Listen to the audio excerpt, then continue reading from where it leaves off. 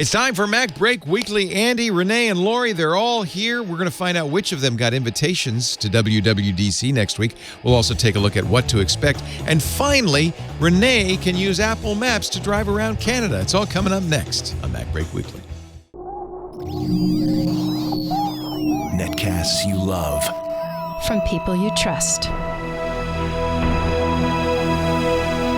This is Twit. This is MacBreak Weekly, episode 663, recorded Tuesday, May 28th, 2019. It's the final iPod. MacBreak Weekly is brought to you by Gazelle, the trusted online marketplace for buying and selling used devices. Visit gazelle.com/twit to buy a certified pre-owned device and get 10% off your purchase. And by HelloFresh. HelloFresh shops, plans, and delivers step-by-step recipes and pre-measured ingredients so you can just cook, eat, and enjoy. For $80 off your first month, go to HelloFresh.com/MacBreak80 and use the offer code MacBreak80. And by Atlassian. Atlassian software powers the full spectrum of collaboration between IT teams and the rest of your organization. Visit Atlassian.com/IT to see what IT can be by giving their products a try for free. It's time for MacBreak Weekly, the show where we cover the latest Apple news. And boy, is there Apple news this week. Joining the new iPods are here. A new iPod. Joining us right now, Lory Gill from imore.com. She's managing editor. Hello, Lory. Hi, how are you? You got your bags packed. Do you know the way to San Jose?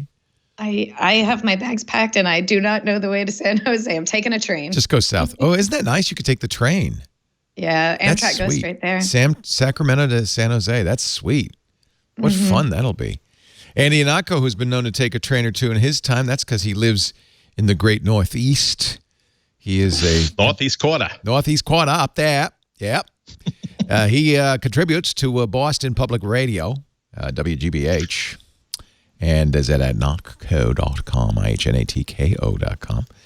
Did I read somewhere that Boston has the sexiest accent? I think I read a headline that said that not long ago. Only if you're in the movies. How many movies?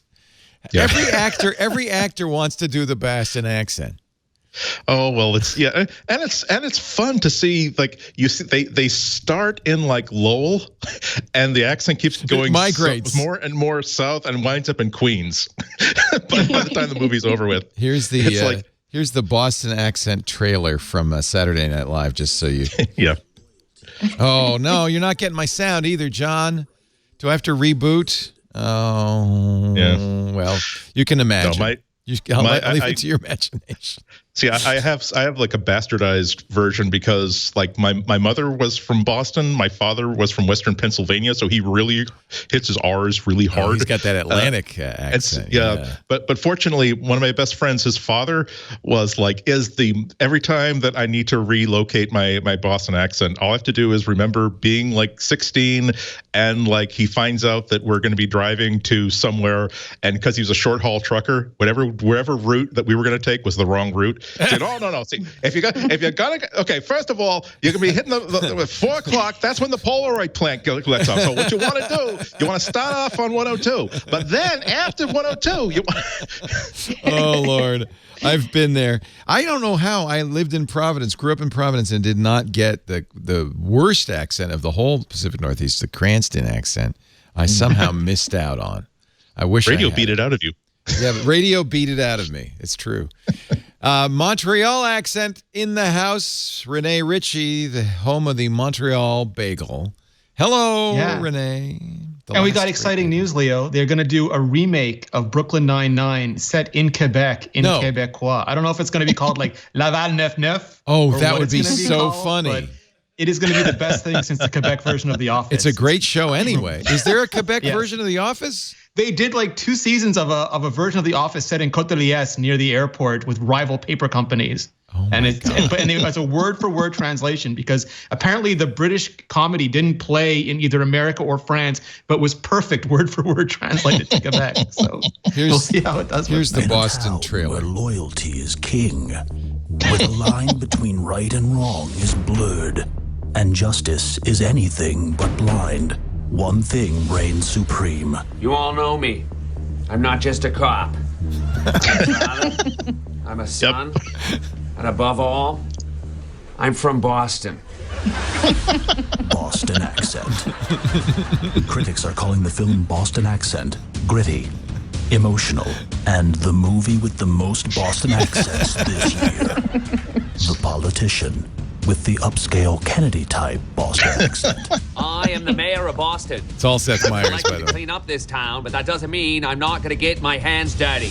Daddy. The townie who says the word bro Kevin White. in every sentence. Bro, don't tell me to chill out, because I'm cranked up, bro. And I know where you live, bro. And bro, I know where you work, bro. And bro, I know what you drive, bro. A Nissan Maxima, bro.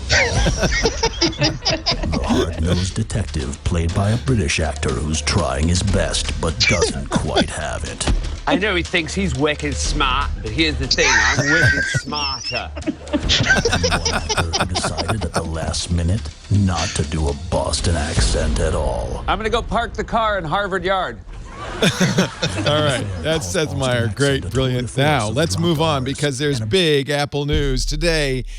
New iPod is announced. Newish. Yes, Newish.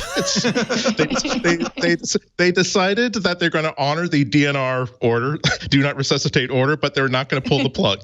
My thought on this, they haven't updated the iPod Touch in 4 years. My thought is, this is the last iPod ever. Probably, but I think it's more like this is where they start to transition. They start to change it from this is the all-in-one music device to this is the thing that you buy your kid after you buy them the game subscription and after you buy them the TV subscription. I think that their services push has made this at least worth upgrading the processors to make sure it will work with the newest operating system and the newest systems. And I think that if we see a revived iPod next year where they actually upgrade the screen, get rid of those bezels that I'm sure lots of people are complaining about. They're not going to do that. Well, no. I'm saying that that's called the Mini. That's called the iPad Mini. iPad Nano. But you can't. Well, you can't put it. You can't put a Mini in your pocket, and also it's like. I think the iPad Mini it's affordable, but it's not quite let your kids drool all over it and drop it in a toilet just to see what would happen thing. That's still the Kindle Fire. For $50, you're going to buy like 5 of them and just give the kid a new one every time they magic marker all over it. For $400, not so much for an iPad Mini. So $200 for the 32 gig version, $300 for the 128 gig, and there is a 256 gig model for $400, and they do highlight the fact that it will support arcade. But the key here is it is really an iPhone 7 grade processor, an A10 processor. Rene? Yeah, no, that's absolutely. A long time ago when I was talking to Apple about the iPhone SE, their line was that there were some people who just loved that device and that form factor, and they wanted to allow those people to keep on loving it for at least a few more years. And that was the same line when they updated the iPod Touch in 2015. Same form factor. We just want to make sure that it lasts. If you really love it, it's not a huge market for them, but if you really love that device, they want to make sure you can keep using it.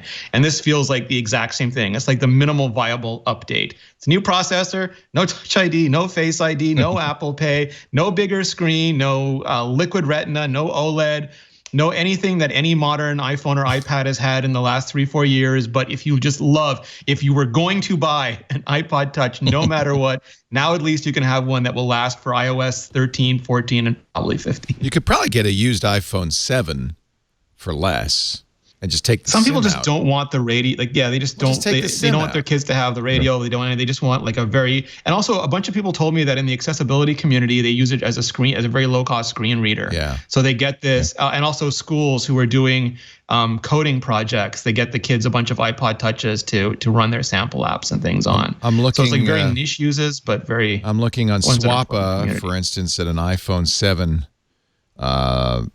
$185 starting point. That's probably for this 32 gig. So it's comparably priced. This, in fact, it looks just like the new iPod Touch. Way better cameras, though. Yeah, that's right. Yeah. So I get, and if you took the SIM card out, it would be functionally similar, wouldn't it? I mean, yeah. It'll harass I you. think Andy's onto something though, that this is definitely Apple's entry-level device to get into its services. And if you're an Android user, let's say, and you kind of want to check out what this whole Apple Arcade thing is all about, you're interested in it, maybe kids or no kids, I think, you could see yourself spending $200 on an Apple device so that you can check out the services, but it's a little harder to convince yourself to buy a brand new, even iPhone 7 at about, I think, what are they, $450 for the cheapest one. Yeah. So this is the brand new, device from Apple that it's the absolute cheapest way that you can get into the system. So it's, if, they seem to be focusing really hard on services, and this is a great way to get people in that don't otherwise want to spend the money to get in.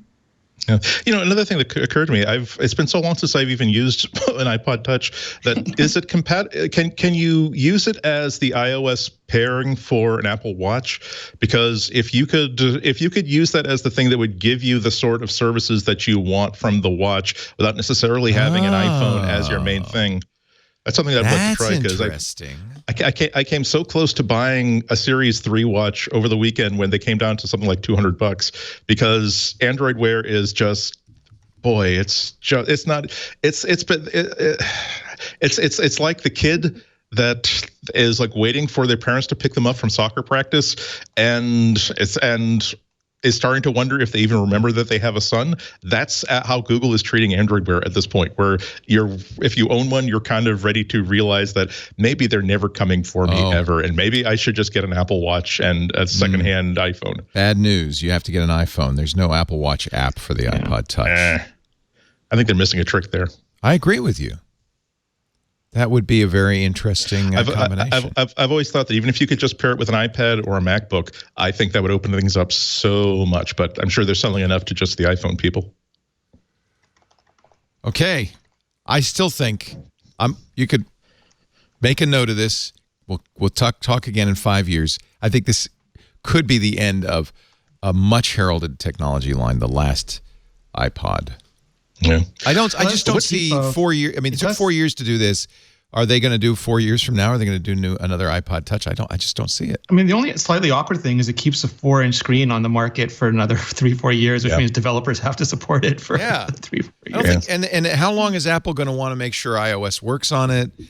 I just feel like maybe they'll make a smaller iPad if they sold 1 million of these. Maybe they'd make a small. I don't even think they're going to sell 1 million of them. But it's such an interesting idea, though. Like, I know, unfortunately, Apple isn't the company that likes to have lots of different projects going. They really, as we've discussed before, like the reason why a certain feature isn't available for even the Mac or the iPhone is because there's one person who's responsible for it, and they've been pulled off to work on something else. But wouldn't it be great if they decided that the iPod name is, right now they're not really using it, but that means that they can sort of take the same principle that Steve Jobs had when he introduced it, which is to say that yes, it's a music player, but we're not going to call it the iPlayer. We're calling it the iPod. It's just a container for digital stuff that's in your life, and a screen and an audio jack and a couple of buttons that let you access it. Wouldn't it be interesting if they were to take that concept and say, we are now free to not necessarily make it look like an iPhone.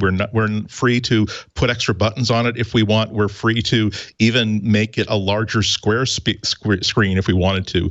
I would love to see the designers at Apple just really go for this and decide that there is room for something that is more focused and more specific than a phone, but still not requiring you to find room for an iPad mini or something. Yeah, I love that idea. This like kind of crazy mix it up, start over from scratch design idea, especially since it's not tied to any other things that we need on our phones. You know, it's not a phone. It's a gaming device. It's a listening device. It's you could go like a square iPod Touch would be pretty fun with no buttons on the front, but a bunch of buttons on the side. Yeah. Did you see that? I'm sure someone knows the name of the company, but they're releasing a new game platform that's a black and white screen, and it actually has a hand crank on the side. You know of the name it. of the company is? It's the legendary Panic Software. Yes, that was it. Coda, Transmit. Yeah, it's one of the great Mac software developers. Yeah. Weirdly getting into hardware. There it is. With a bunch of help from a bunch of other nerds. PlayDate. Yeah. And that's what makes me so excited about it. The idea that, well, we don't have to make something that looks like a phone. We're going to, we for $150 and we're going to find an audience of people that are going to think this is interesting enough that I just want to see what they do with it. And then when you give developers, especially game developers, hardware that says, oh, by the way, we have a mechanical hand crank on the side of it. And also, by the way, we will not be approving any phishing games. I don't know if they've done that. No, they should. They should totally. No, I'm saying, but that would be like a chopped basket that is like your dessert basket includes pie shells, chocolate pudding, whipped cream, and a carton of cherries. Like, no, it'd be so obvious that everybody's going to be like, I don't want to do a fishing game. Instead, the first game that one of the few games they announced, they used the crank to like move time forward and backward. But that's the sort of thing I'm talking about. When you allow a designer to say, we're going to create a piece of hardware that is not tethered to any legacy, that is not completely locked down to any one use case. We just want to make something that as soon as just like that game. As soon as you see it, it's like, I have $150. I'm going to make another $150. And I don't know I approve of its basic mission, but I just want it because it's such an interesting platform. I immediately signed up. They haven't yet started taking orders for it. It'll be $150. It includes a game a week for the first 12 weeks. It's kind of an e-ink screen. It's a black and white screen. Yeah. It is a very odd product, but it has absolutely captured the imagination of geeks. Brianna Wu was on Twitter on Sunday. She's a game developer running for Congress, so I don't know how much development time she's going to have going forward if she wins. But she says it works. You write games in Lua, and she says, that sounds like fun. Yeah. So I think it would be kind of fun to do this, wouldn't it? And the crank, who knows, Although... It reminds me of the Jerk. Remember Steve Martin invented that movie where the Optigrab. The Optigrab, you could take your glasses off in the middle, and it turned out he got sued by everybody because it made you cross-eyed. I have a feeling there's going to be a carpal tunnel issue with a game that requires you to do crank all day, right? Apple hooks millions of kids on crank. That's a good headline. The crank came from a company called Teenage Engineering. This was the product design company that came up with the crank, and they are quirky, shall we say? They have other and it's yellow. Yeah, it's yellow. Nice yellow. Yeah, play.date if you're interested. Play.date if you want to sign up. We'll have one. They say it's going to ship early next year, so the minute it ships, I'll be cranking my life away. If you go to the website, you can tap a button and get the AR version right now, Leon. Put it on your desk and take a photo so all your friends think you have. Can you? You have it in the studio. Is that true, or are you making that up? Yeah. No, if you scroll to the bottom, I think. Nice. Go back up a little bit. I think you'll see a button for maybe it only works. If you go to the press page at the bottom on your iPhone, you'll see the link saying AR, and then it pops up in AR. Yeah, it's probably only on iOS. Yeah. Oh, I'm getting that. Fool your friends. Oh yeah, I got my PlayDate. I got an early version. But don't you also love the idea that it comes with it's kind of like comes its own version of Apple Arcade, where we will create a game every week. We won't tell you what the games are. There'll just be a flashing light on the device to tell you that there is a new game waiting for you. Oh, isn't that fun? That's for $150. I don't know if I'll ever use it after I play those games, but I kind of just. But that's like the cost of a theater ticket, and it's like I would enjoy just having like a summer of this weird device in my life in which. It's to going be on your table. I'm sure it'll be sold out. I mean, every geek I know wants one, even though that's just. You're right though, Andy. That what that shows is there is space for kind of quirky, oddball stuff in the world. Mm-hmm. All right, I'm gonna get the AR. We live in a time of manufacturing wonders. Yeah, I know. And Apple used to be known for, wow, we've never seen anything like this before, and it blows our minds. I would love them to do something like that again. Yeah. See, I wouldn't hold out hope. Yeah. Apple's gotten a little more buttoned down in the old days. True. Well, we've got technology now, so the cable can make one. Well, and that's in a way that's why it's exciting to see Indiegogo and Kickstarter and all this stuff, and it's also why I have to block my credit card when I go to those sites. Yes, because I fall for it all, right? Speaking of invites, did you get an invite for the WWDC Keynote? And yes, but apparently I didn't answer back as fast as Lory Gill, so now she's the new star. What? You mean you're not going to get to go, but she is? No, I RSVP, and they're like, great, thanks, Rene. Lory did it like 20 minutes ago. Oh, man, they're cold. Well, they didn't even send me one, so I don't. Did you get, is your Animoji a unicorn, or do they have a variety of Animojis? I got a unicorn. Mine was a unicorn. Okay, so this is the one and only. They're not doing the multi things. But my thank you for replying was the sunglasses emoji, and I saw some people get some different ones for that. Oh, well, that's because a human probably said it. This is neon, kind of a nice neon sign with an Animoji unicorn. I guess we could do a little Kremlinology on it. Why is there a gem, a diamond right there? What is that? Why is there a bug in its ear? And there is a bug in its ear. Okay. The other ear, yeah. The other ear has a bug coming out the top of it. What's side, this asterisk? Some of these icons I recognize, but there's the bug. Yeah. What's the bug doing? Maybe it's a good sign that they're showing that we've pulled the bug out of our butt that prevents us from doing really. No, it's for developers. Obviously, a lot of these things. There's the Swift Sparrow, or is that a trash can Mac? I think Next we're going to Swift see a Sparrow. Mac Pro, aren't we? What are we? So let's talk about WWDC. We will be doing a live stream as we always do, 10 a.m. Megan Maroney and I, Monday morning, 10 a.m. Pacific. That is 1 p.m. Eastern Time, 1600 UTC. You can watch live as we, mangle the keynote with our our stuff. We will have our robot puppets making snarky remarks. We might have to have robot puppets. The last time we did this, Apple pulled us off of YouTube Live. I don't want to take a chance doing that again. Could we do that? Could we actually buy some puppets on eBay or Amazon and just put on a black stage and I'll be listening to the Tim and I'll just simply say, we've had the best. We had one of the best did that. years ever. We've done it. 13 news. We did it. I still have the puppets left over. What did we do that for? I forgot. But we did it once. Yeah. And I think we still have a Tim Cook. and Bear's commenting that you still have not been invited back to any Apple That doesn't event. matter what I do. There's no way I'm getting invited to these things. Truthfully, that's fine with me.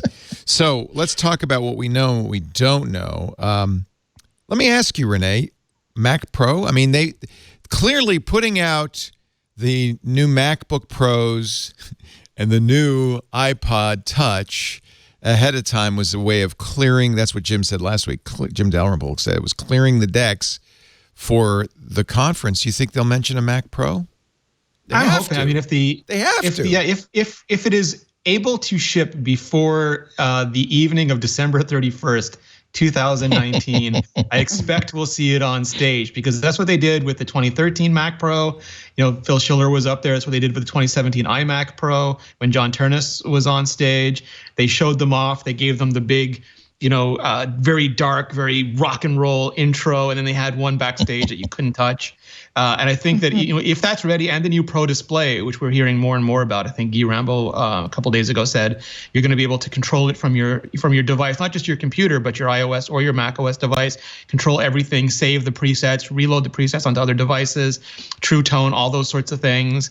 It sounds like both of those are going to be ready, at least ready enough to get a demo, and that would be.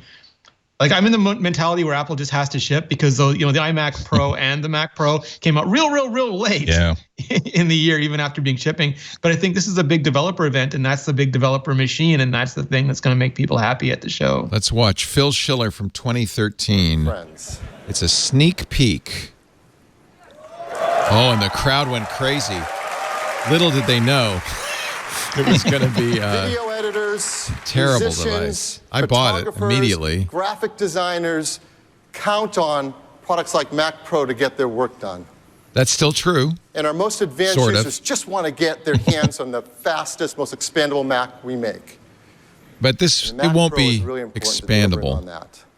We didn't want to just make another Remember version Thunderbolt, Leo? of the Promise same of old Thunderbolt? desktop idea that everyone's had. Like with MacBook Air, We our wanted a engineering computer team that could be spent fired quite from a bit of potato time cannon when you thinking get about the really technology upset with it. today and what could be possible The future for of the Pro future desktop. of a Pro desktop. What is it they What would they be said when they brought those the journalists in? design We made a mistake. abilities Yeah, that they thought that the future would involve multiple graphics cards and it'd be more of an OpenCL mass compute future. And the industry decided to go towards single very massive GPUs instead. And because it was built in a triangular design, you had to have a CPU and 2 GPUs that would have roughly similar heat pattern so that it could create that sort of thermal venting that was on the top of the machine. There was just no way to take out the 2 GPUs and stick in a single GPU, and no real reason no real room. Like they said, there was no thermal. They painted themselves into a thermal corner. There was just no way to update that machine given the way the graphics cards went. They bet entirely wrong. Here's the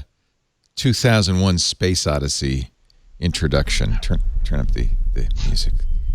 Oh my God! This was in movie theaters. I saw this in movie theaters. I remember. Yeah. Yep. And remember, at this point, nobody had seen it, so everybody's going, "What? What? It's round? What is this?" January 2004. I think Jim Dalrymple chose the music for this. Wow, that is rock and roll. It's piano black. It's liquid. And it was glossy. Oh man, it makes me weep to this day. I don't remember what I spent on this thing. It's everything, Leo. Yeah, a lot. It's probably $5,000 or $6,000. And they had it without the casing on in front. It's It was really amazing. pretty. It was beautiful. It was beautiful, but this is an example of falling for Apple's. By the way, this is now going to be taken down on YouTube, I'm sure. But this is an example of falling for Apple's kind of showbiz. And I constantly pinch myself. No, don't. I managed not to buy the MacBook Pro last week. Nice. I'm very proud of myself. I'm in a 12-step program for it. We love you, Leo. So I am Leo, and I have a buy button problem. I have a buy button. and the thing is, Apple, you saw that. That's it's a master class in marketing. And Phil is very good at saying, this is the thing we've ever done. But I mean, the single biggest strength and weakness that they have is that they really buy into this stuff. They believe it. Them, oh yeah, when they talk about that Mac Pro, and they talk about the Touch Bar, and they talk about the other problem is that they're always told they're wrong. Like, oh, the AirPods are stupid, the Apple Watch is ridiculous, even the iPhone is done, and they're just like, okay. Wait a few weeks, wait a year, and then oftentimes, like, the AirPods turn into a huge success, and they think that, the Touch Bar is new, it's weird, people are going to have an adverse reaction to it, but a year later, it's going to be indispensable. And oftentimes that's true, but even under Steve, that wasn't always true. And the ones that aren't always true, they sort of don't hear the criticism because they're still in that mode of, it's going to take a while to seep in. Yeah. It's going to take a while. You'll see that we're right. And then when they're not, it's like doubly hard for them because they have to first understand they aren't right and then start reversing course. So they're kind of subject to the same reality distortion field we are. Well, but that is admirable that there's so few companies that say that they have the sort of cushion of billions of dollars and also can be able to the ability to control their market so that if they really do believe that this is the way to go, they don't have to ditch something just because it's not an immediate success. If they can they can keep I think they can keep a design that's controversial around long enough for either the rest of the world to catch up to it, so that if the problem is that this isn't a USB world, this is not a world in which you can have a computer that doesn't have a floppy drive, eventually the rest of the world will catch up with you, or we will figure out how much of this problem is because this is so different that people are rejecting something that is really different without giving it a chance, versus what's the chance that we've actually made a mistake here. So that's why they don't have to do a big hat in hand mea culpa after a year. They can keep the Mac Pro going to see can we make an adjustment, can we make a expansion for it, because it really was a very, very cool design. It is exactly what I hope to see from Apple from time to time, which is we don't necessarily have to make it. We don't have to make a computer that's a box that has angles to it. Although maybe if you are selling specifically to pro users who like to put their own cards in and like to swap drives in and out, maybe that is a good thing. But I can't complain that they decided to go that far into space when they were designing something. Yeah. Well, we'll see. We'll find out. I do think they're going to say something. They have to say something about it. Whether they'll show a design, I don't know. And I will be looking for one, and I don't think I'm alone, for something somewhat expandable like the cheese grater Mac. Something similar. Obviously, they're not. What do they mean by modular? That's gonna be the big thing, because is Apple gonna do all you want is the cheese grater, we're gonna give you a new cheese grater, or is Apple gonna go, we're Apple, we can't just do the cheese grater. Right. We've got to try to think of what the next generation of modular really means, and either make something you never knew you wanted and now love completely, or you're gonna curse us for another 5 years saying, why didn't you just make the cheese grater? But maybe it'll have a crank. Yeah, that's how you get an extra 43 minutes of battery life off the new Mac Pro. Just, but that's another thing that Apple does really well. When customers en masse tell you that this is a feature we really, really, really want and need, they're giving you valuable information. They're not crazy about what their needs are. What Apple does really well is, instead of just saying that, all right, then we will give you a 5-position game-style D-pad on the Mac Mini. Instead, they will ask themselves and ask the people, well, why do you want that thing? What problem would you like us to solve? And they might find a better way of solving that problem than giving you explicitly what you're asking for. Well, yeah, there's definitely a fine line of like giving us what we want and innovating, because if you were to go just here's the new cheese grater version, then there would be a lot of cries for the Apple's not innovating. Right. But if you give us a new trash can, then they're innovating, but they're innovating in the wrong direction. So there has to be this fine line, which I mentioned this before. The Mac Mini, in my opinion, was Apple's. That's evidence that Apple can do that they can give people what they want and not go crazy and not kind of take away from what's most important to the user base. I think the Mac Mini gave those people who love Mac Mini exactly what they wanted, or at least as close to exactly what they wanted as they could. And this is what the Mac Pro, I think, it's headed toward. They listen to a lot of people.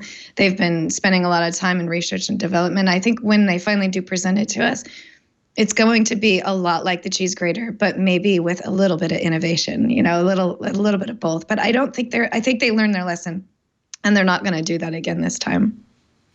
Honestly, if you think about the Pro, correct me if I'm wrong. If you think about the Pro market, design is secondary to them, right? Functional design is super important. Aesthetic design is not as important. Right. So they want it like to be the ability functional. to easily do those. Yeah, like those hard drives were a thing of beauty on the cheese grater. You could just pull them out, no cables, nothing, shove them in. That was incredibly fun. My biggest hope here is that Pro Workflows team that they started building up 2 years ago, there are some really well-known, really famous, completely unidentified people on that team, people who have cursed at Apple loudly in the past for not doing what they wanted. And my hope is that those people have been cranking at this machine for 2 years on the software, on the hardware, on the integration, saying no, better. Why is this dialogue not launching faster? How come I can't access this? And my hope is that Apple was smart enough to just let them, like from the video people to the photography people to the audio people, just let them work, shut up, learn as much as they can from them, and then make the machine that makes them happy. Because I think if they're happy, we'll be happy. Absolutely. I agree 100%. I think, if anything, this is a failing of Apple, that sometimes they overemphasize design, as you said, aesthetic over functionality. I mean, clearly that's what the trash can Mac did.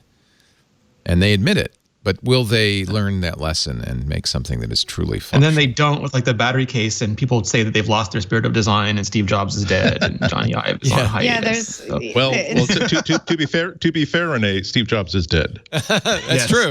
It's a fair. It's not incorrect. Yeah. Still, absolutely. Yeah. Absolutely. Funny story. This is somebody in the chat room just posting this. Probably Scooter X. Yes, Scooter X.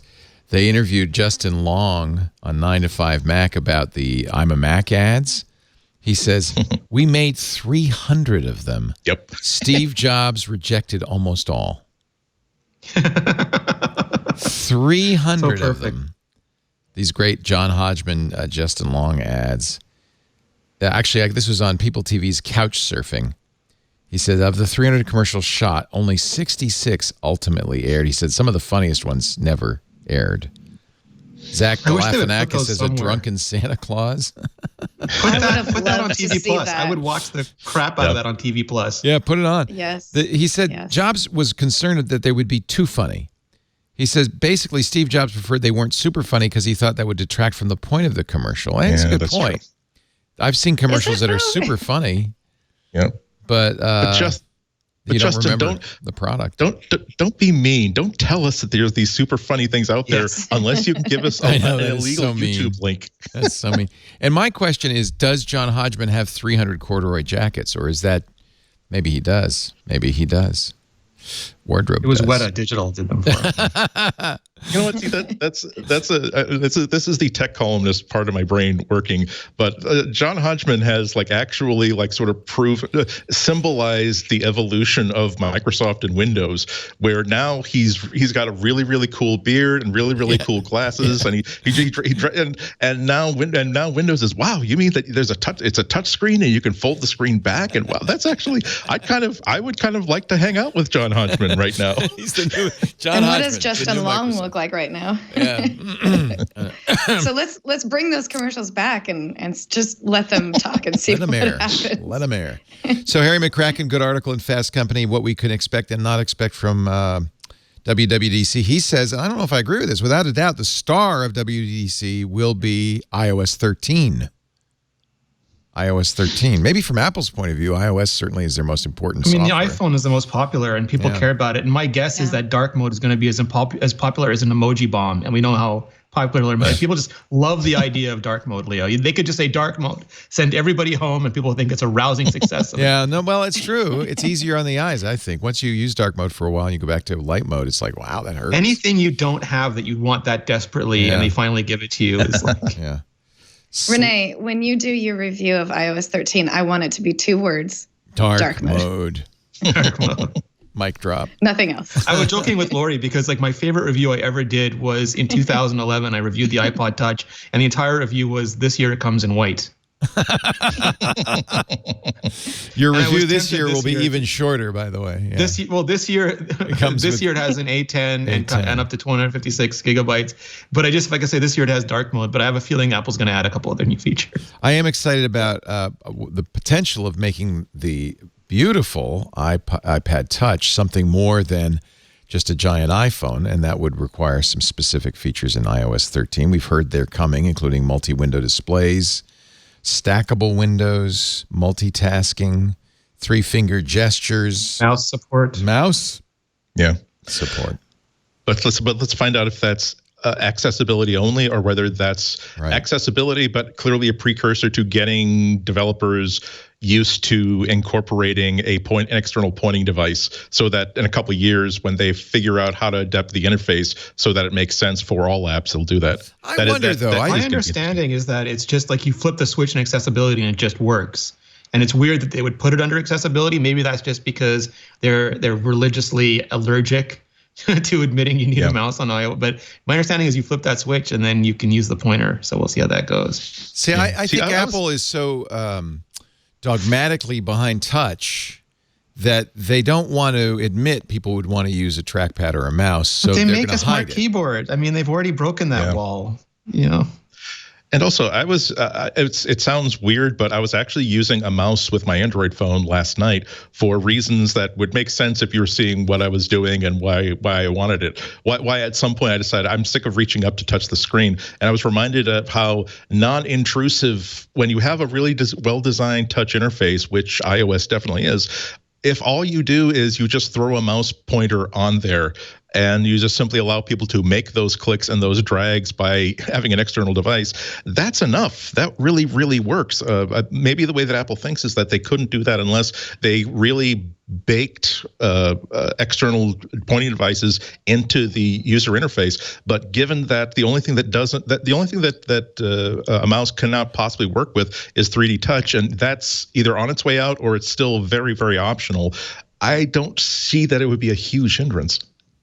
And even a Magic Mouse can do that. You know how Apple is, though. Like they're not gonna allow something like that across the board until they're sure that it has like a really great user experience. And even if it has just like the slight awkwardness, they're not gonna release that. They're gonna work on it and perfect it. They're going to bake it into the system better, because if you just give a mobile device pointer capabilities, you're not you're not the best, and Apple wants to be the best at this stuff. And that's why they kind of hold off until everybody else does it and then they perfect it. That's their MO, So in this case, like making it accessible or making it an accessibility feature allows them to give you that option without claiming that they've somehow perfected using a mouse on a mobile device. It's kind of like giving you what you want while not,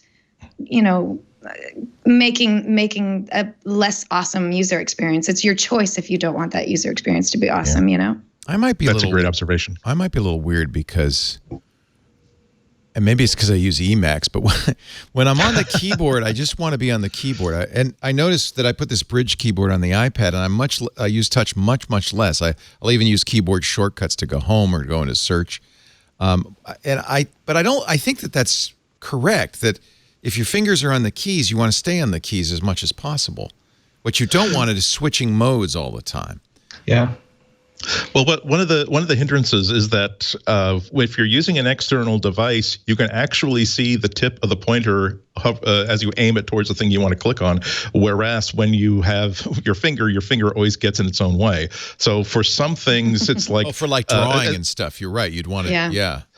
Not only that, but like there's some parts of a user interface where right now mobile apps are complicated. Some mobile apps are so productivity useful that they really can't streamline the interface all the way down. They do have to have a hamburger menu or something where there's kind of more of a desktop paradigm, and it becomes more difficult to aim your fingers to navigate this interface. But like I think that Lory had a really great point there. That feels like a failure, though. If you, I agree with you, you have to, but that seems like a failure. You should be able to touch. Not a failure. Sometimes sometimes all designers chase the perfect solution for so long that they deny people a good solution. And I think that Lory's suggestion that Apple will not have to necessarily support and defend and build out a whole pointer-based interface if all just people like she and me and Rene and you are pointing, hey, by the way, I started using a mouse with my iPad and it's just totally changed my life. They can let us bear the burden of users saying, but that doesn't really work well with this thing. Well, I didn't say it would work with everything. Yeah, but you told us. I'm sorry.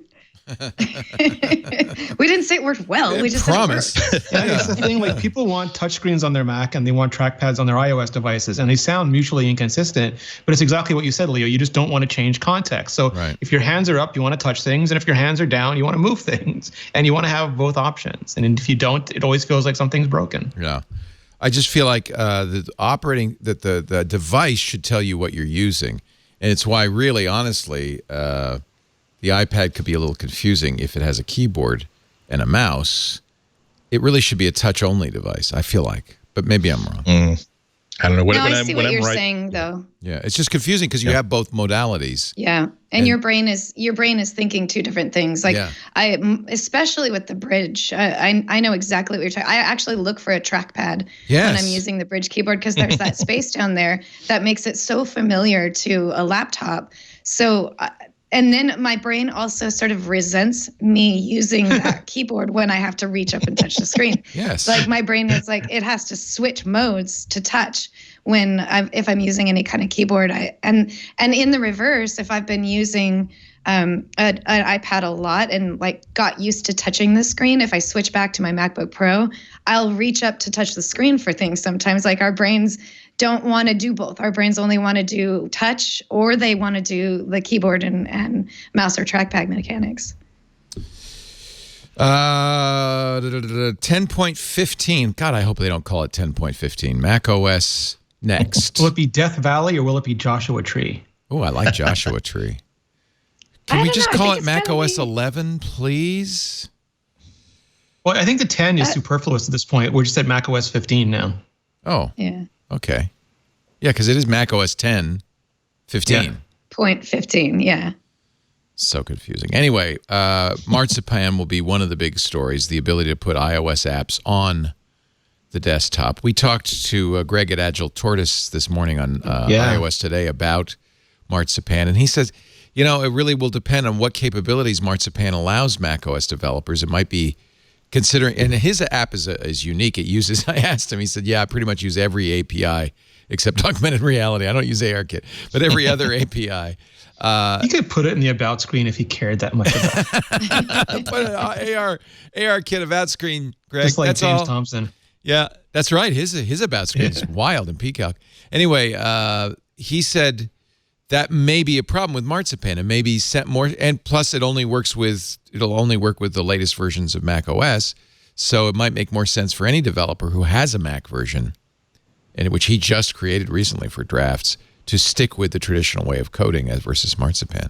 So that'll just that they don't know it. I think that's the whole point, is that there is a whole bunch of iOS developers who have either, sort of like Paul Haddad, they just don't like AppKit, even though they've been using it for years, or they don't want to learn AppKit. And if they can just bring where it makes sense, like from big companies like Netflix to small companies like people who are like Greg, but who don't want to bother with the AppKit stuff. But like Marco, maybe like for Overcast, they'll just be able to take. It's not really iOS apps; it's UIKit apps running on the Mac, and it's apparently way better now. They've redone a ton of stuff. They're going to have a lot of affordances that make sense on the Mac, like multi-window and menu bar, and it's going to hook right into the system.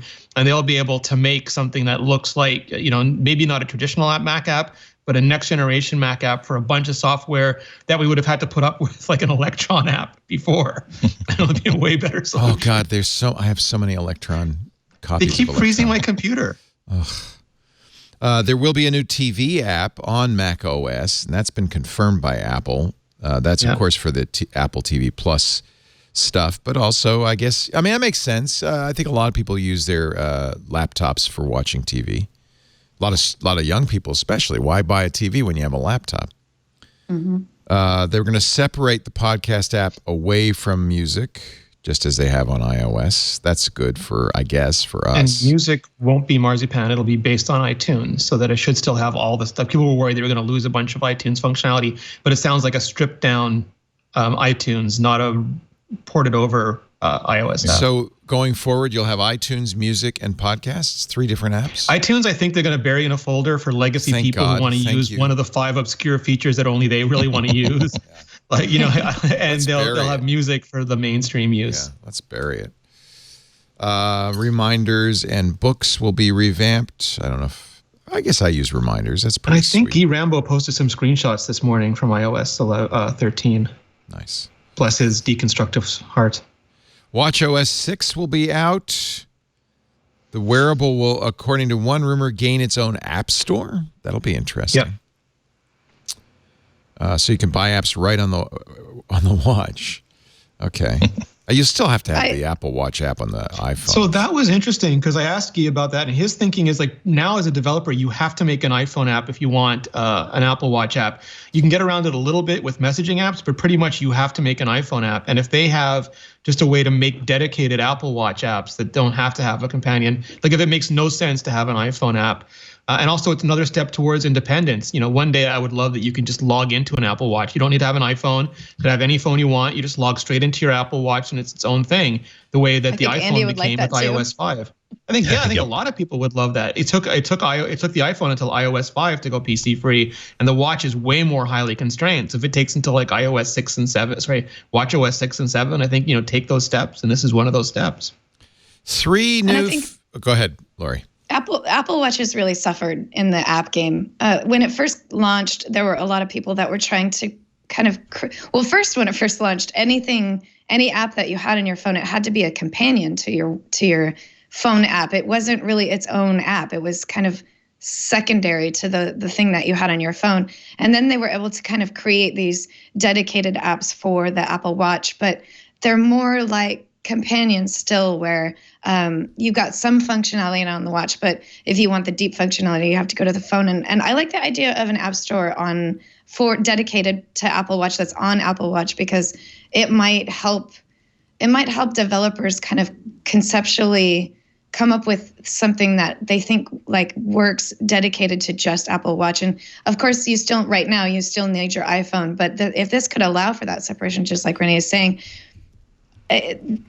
apps on Apple Watch they're not winning right now, and I would love to see some innovation that kind of brings a reason for me to use my Apple Watch other than just for my notifications and messaging, because right now that's all I do for it. Even though I have probably 100 apps that show up on Apple Watch, I don't use most of them unless it's for notification stuff.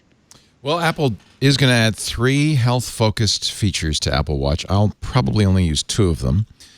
One will, I think this is great, will tell you if the noise around you or the volume in your earphones is loud enough to damage your hearing.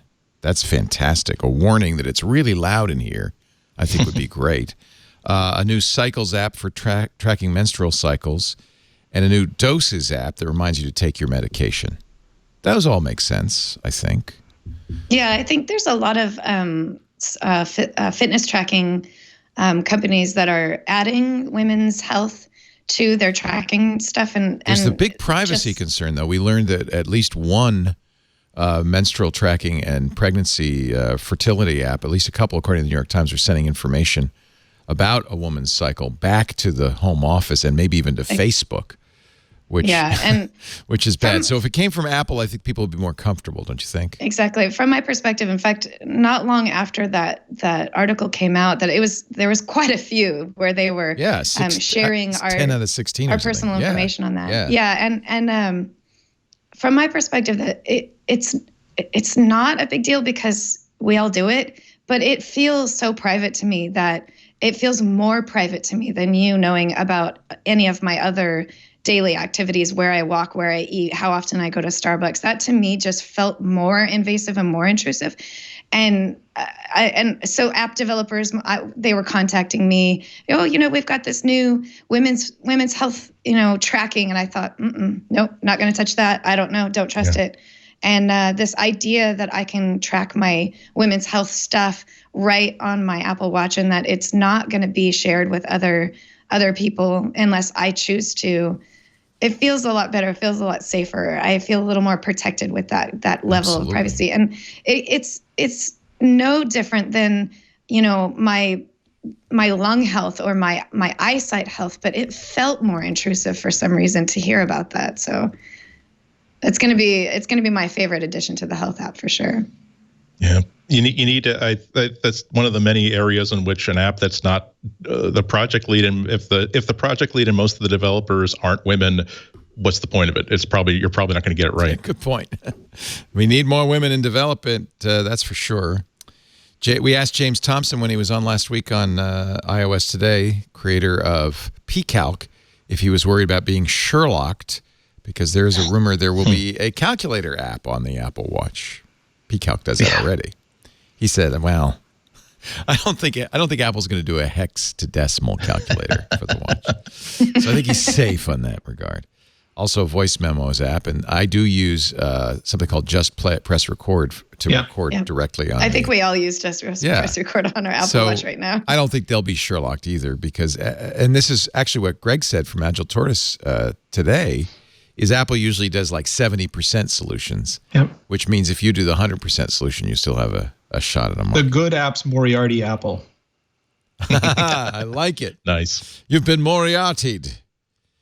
But Apple Watch is an interesting platform in that I wonder how many people use it for an app platform as opposed to the central thing of, I want to know what time it is. I want to get notifications. I want to be able to reply to those notifications if necessary. And otherwise, I really just want a fitness watch. There's not a whole, I don't know if there's a whole lot of apps out there that are, oh my God, this makes no sense to use this on the phone or on the desktop or as a service. Thank God that there's a wearable that can finally implement this thing. I think it's mostly health tracking. Yeah. Yeah, you're right. And that's why I'm hoping that this App Store on Apple Watch would bring about this sort of innovation that, oh, wait, we can come up with an app that doesn't make sense anywhere else except on your watch. That's what I'm hoping for, because you're right. Right now, there really isn't anything like that. And there's so much money in so many people's pockets waiting to buy custom watch faces. It's like this. It's like this huge, like 5-gallon like water bottle that people have been putting their loose change into, and now after all these years, it's got like $1,000 per person that I will spend this money into. Look how much money Rene spends on bands alone. Yeah. Now if I can just get the right watch for the right face for the right you're gonna day. Have to hire a bunch more reviewers to get rid of all the Calvin and Hobbes faces that get submitted, though. It's going to be fun. The one thing that occurs to me, though, is that I don't. No, I don't think it's going to be an app market. I think we're gonna look, and there'll be sort of stages across apps. Like the Mac will still be the place where you do massive amounts of data entry and editing, and the iPad will be ideal for casual data entry, but for a lot of aggregation and reporting. And the iPhone is going to be great for triaging, for things that let you handle lots of stuff, but very quickly, sort through it. And then the Apple Watch will just be all about glanceability. It won't need full apps, but it'll be based on extensions or features or functions pulled out of apps that just give you splashes of information when you need them, or take really quick interactions on the go. And I think Apple put the App Store on there because to them, everything, they had a hammer, everything looked like a nail. And it was and they didn't have an app store ready to go on the iPhone, and that probably still stung them a little bit. So they really forced apps onto the first Apple Watch. But I think over time, we'll see the Apple Watch condensed down into very, very simple things. And then I'm really eager to see what AirPod kind of apps look like in the distant future. Like, are they complete audio AR experiences? Are they something else? But we're going to get there too. Yeah, I think the superstar of Apple Watch software isn't watch apps; it's watch complications. Because if you can just sneak that one little piece of data onto the watch that you never have to touch a button, that takes care of at least $80 of what you spend on it to make you happy. The Raptors won, yes, and then you can just go back to work. Not so fast, Canadian boy. I think my Warriors are going to have something to say about that. Everybody's best interest that this ends quickly enough for Eddie Q to actually make it to WWDC, maybe. We're talking, for those of you who aren't sport ball fans, Canada is in the NBA Finals for the first time ever. We invented the game, and we finally made the finals. Really? Basketball was invented in Canada? Yep.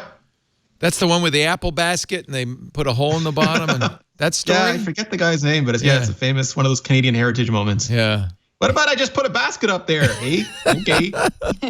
What's that about? All right. Well, you didn't invent Steph Curry, although maybe you did, because I think doesn't one of Steph's parents come? All good things are a little bit Canadian, Leo. I think Steph has a Canadian roots as well. But anyway, I think his mom's from Canada. You were born under a nor'easter, nor'wester. His mom's from Toronto, as I remember. Yeah. Oh, awesome. Yeah. So anyway, that begins Thursday. So we don't have to talk about it now. Yeah. Our show, we're going to take a break, come back with more. Great panel, as always. These are our regulars. For those of you wondering about Alex Lindsay, hey, we are too. We are in contact with him. He's not missing or anything. No, he's not missing. We have proof of life. But he refuses to tell us what he's doing. And he says, whatever it is that I'm doing means I have to recuse myself from MacBreak Weekly. I believe that's what he said.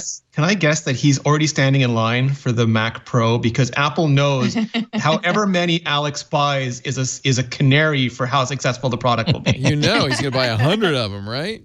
If he buys one, the product is not going to last long. If he buys 10, it's good. If he buys 100, that thing is a classic. Yeah. Let's see. Oh, yeah. Steph Curry lived in Toronto for 2 years while his father, Del Curry, played for the Raptors. What? What?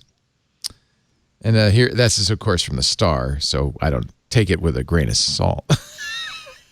Canadians will lie about anything, including inventing basketball. No, I'm just teasing. That's fun. That's going to be a lot of fun, I think. Yeah. Our show today brought to, and also, did I say Rene Ritchie? Did I say Lory Gill? Did I say Andy Nako? That's the panel that makes this show so good. And someday it's possible Alex will come back, but then we'll just have 5 people on the panel. Mortal Kombat. Yeah, because I am not. No. We're not putting you in the cage. 2 will enter. Only 1 will emerge. I will be there. No, Lory stays. I don't care what Alex says. I am officially on record, and I will never get tired of saying it, that I am in support. I will do everything possible to make sure that Lory is a permanent member of this panel, just short of me being fired to make room for her. No, there's room. We have room. I could squeeze one more. I could squeeze another monitor in here over next to Rene. Yeah. Yeah, we just have to pan out a little. We can all do it. But I will fight Alex. I will take him down. We can go to 2 rows, Leo. We can go to 2 rows of monitors. I suspect you would actually take Alex down, Lory. But I should Battle warn of the bands. Battle of the bands. Alex is surprisingly strong. Yes. Well, I've been lifting, so I got my game. Oh, now maybe we should have a cage match. Now I'm interested. Our show today brought to you by Gazelle. If it's time, you know what? if you're looking at this new iPod Touch, before you buy, go to Gazelle.com. Gazelle is the best place to buy a certified pre-owned device, and I'm going to give you 10% off, which will make it even more attractive. So Gazelle is a place people go to sell, but it's also a place people go to buy. And, of course, if you think about it, because they're a marketplace, they've got a lot of new devices. They take the very best, they cherry pick them, and give you an opportunity to buy them. Certified pre-owned devices. They have 3 different conditions: fair, good, and excellent conditions. So you can choose depending on your price point. All of them work perfectly. This is important. They actually have a very detailed 30-point inspection. There's no major scratches.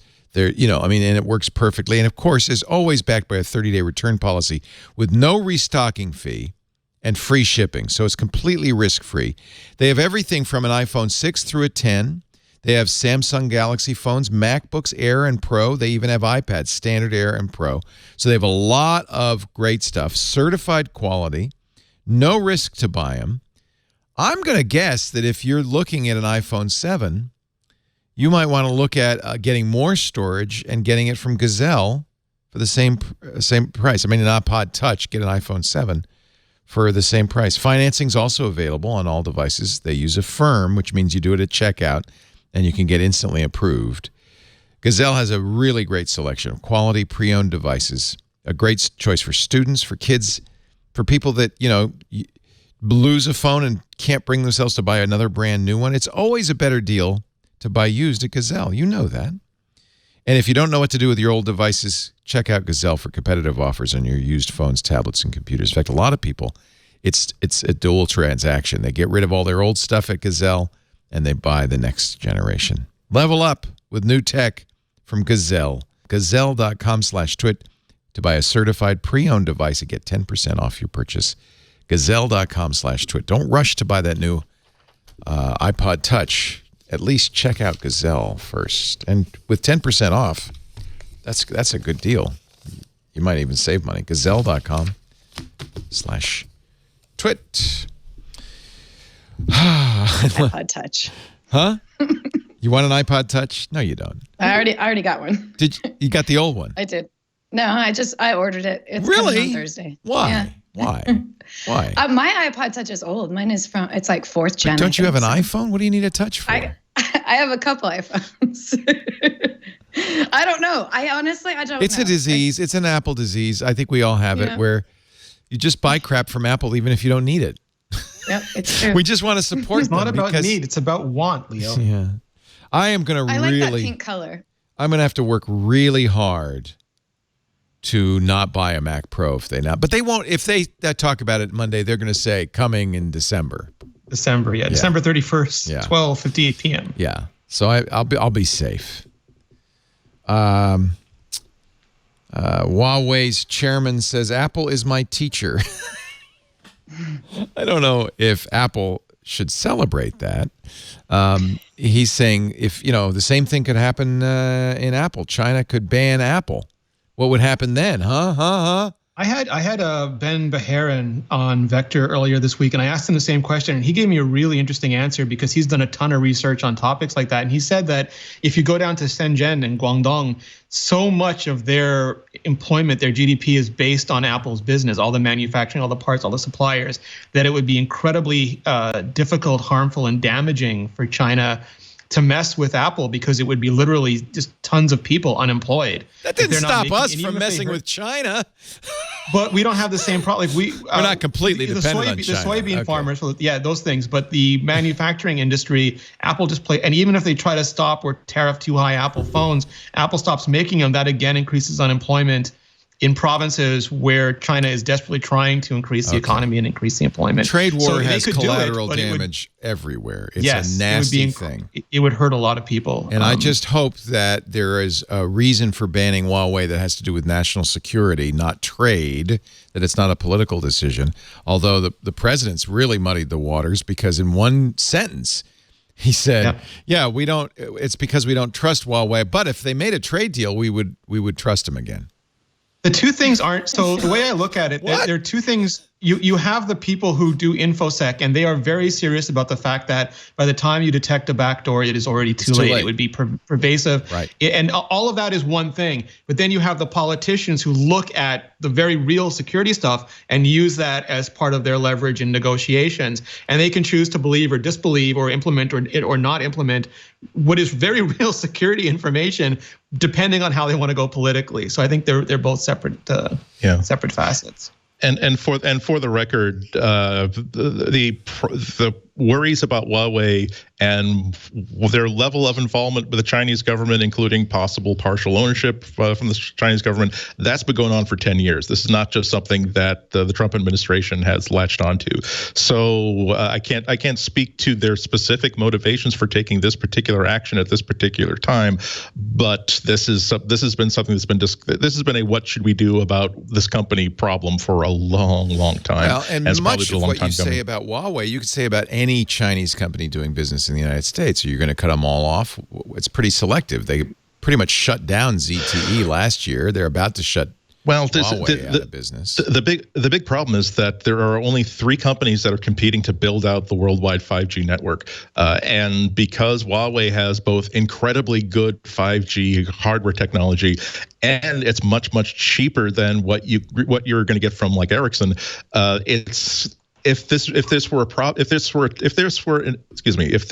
there were an optimum time to settle this issue and stop Huawei from creating, as Rene said, the possibility of a hugely compromised worldwide network, this would be the last window in which to pursue that. True. I don't know what to say.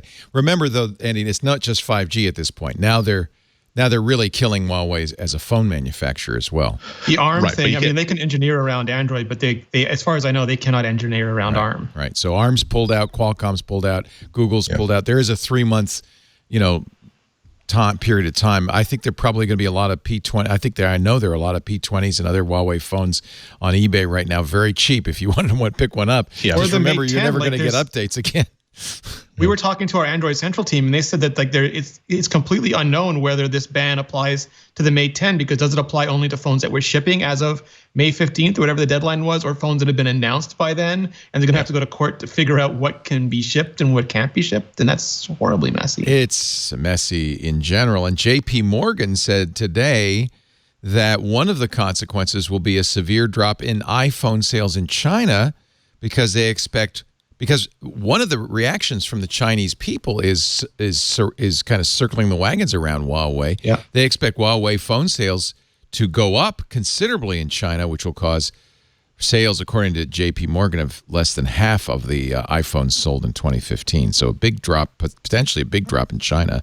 So there's lots of collateral damage with a trade war. I agree with you, Andy. Security is paramount. And the problem is I don't think anybody has enough, except people in the administration and the defense intelligence community. I don't think anybody else has enough information to know whether this is about security or about trade.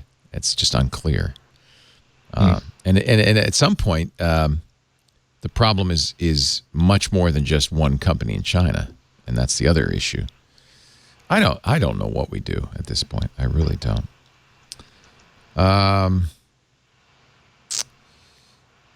So, interesting article in The Verge. You may remember about 6 months ago, Apple and Amazon cut a deal, which meant that Apple could once again sell on Amazon. But according to The Verge, this has killed all the little sellers. They've disappeared from the Amazon marketplace. And then more recently, I think it came in yesterday, that Amazon has stopped buying from small vendors in general. So there is a big shift going on at Amazon, and it's going to hurt resellers on the Amazon marketplace of Apple gear. This is an interesting side effect of this particular trade battle. For end users, that means parts and old stuff will be harder to come by as well. Yeah, is that something that just happened because, nobody wants to buy their Apple products that's not from, official Apple channels through Amazon? Or is this because Amazon has started to ban or restrict third-party sellers? I think Amazon is, because of yesterday's shift in buying habits, I think it's pretty clear Amazon now, because of the counterfeit issue, if nothing else, is very concerned about buying from small or reselling stuff on the marketplace from small companies. And so I think you're going to see a very big change overall in the stuff that you can get on Amazon. And if you're buying Apple gear, it will be from Apple through Amazon. That's definitely an unfortunate side effect of this situation. It's great that we can buy Apple products on Amazon, especially because you can sometimes find them at 15 or 20% off when you can't on apple.com. But I know people who own businesses and who have little Amazon marketplaces, and during certain times of the year, they've literally kept their business alive by selling on Amazon. Yes. So if that's taken away from them, some small businesses could lose everything by not being able to sell on Amazon anymore. It ties in to the right to repair movement, because you might buy an old MacBook for the parts. There's all sorts of reasons you might buy that. The Verge quotes a reseller named John Bumstead, who has for years refurbished and sold old Mac laptops, and he's a big right to repair advocate. He says, I'm selling something they've completely stopped manufacturing and don't support anymore. He can't understand why Amazon is worried about these, or Apple for that matter, is worried about people like him.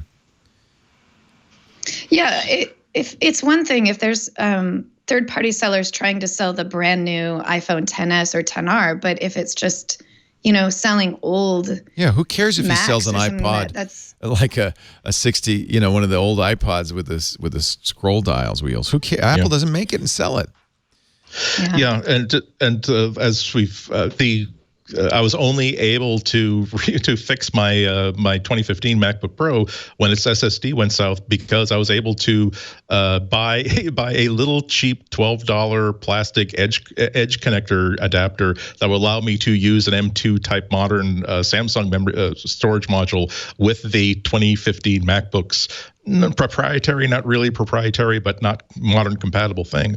And it would be a really provocative gesture if Apple were to say that the only source of ever repairing or keeping an old Apple anything afloat is through genuine Apple parts, genuine Apple service.